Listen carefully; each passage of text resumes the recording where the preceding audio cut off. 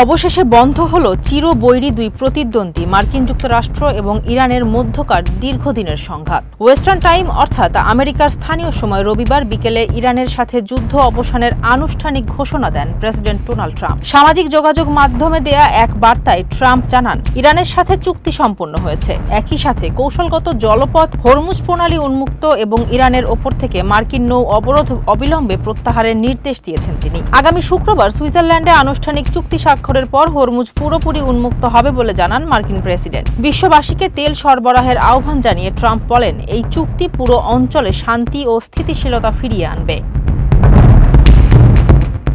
অন্যদিকে একই সময়ে অর্থাৎ ইস্টার্ন টাইম সোমবার ভোর রাতে পাকিস্তানের প্রধানমন্ত্রী শেহবাজ শরীফ এই ঐতিহাসিক চুক্তির ঘোষণা দেন। তিনি জানান, পাকিস্তান ও কাতারের মধ্যস্থতায় দীর্ঘ আলোচনার পর এই শান্তি চুক্তি সম্ভব হয়েছে।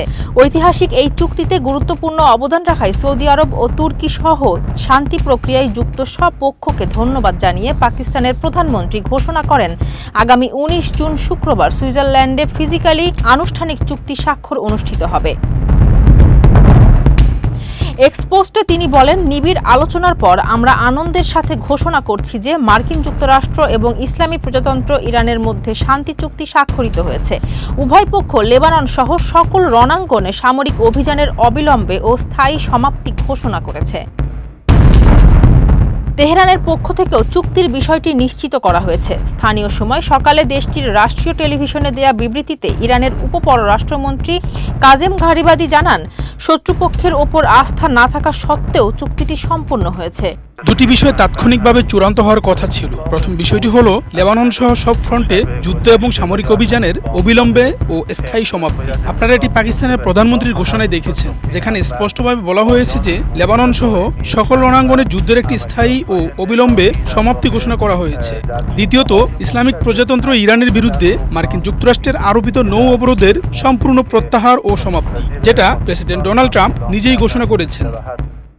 এর আগে রবিবার লেবাননে ইসরায়েলি বিমান হামলার পর ভার্চুয়ালি পূর্ব ঘোষিত চুক্তি স্বাক্ষর নিয়ে অনিশ্চয়তা তৈরি হয়। ইরান পাল্টা জবাব দেওয়ার হুঁশিয়ারি দিলে প্রেসিডেন্ট ডোনাল্ড ট্রাম্প হামলা না করতে অনুরোধ করেন এবং ইসরায়েলি হামলার কঠোর সমালোচনা করেন। অন্যদিকে তেহরানে থাকা কাতারি প্রতিনিধি দলের দীর্ঘ 15 ঘণ্টা বৈঠকের শেষ মুহূর্তে খসড়া চুক্তিতে বেশ কিছু সংশোধনী দেয় ইরান। শেষ পর্যন্ত সেসব খসড়া অনুমোদন দেয় ট্রাম্প প্রশাসন।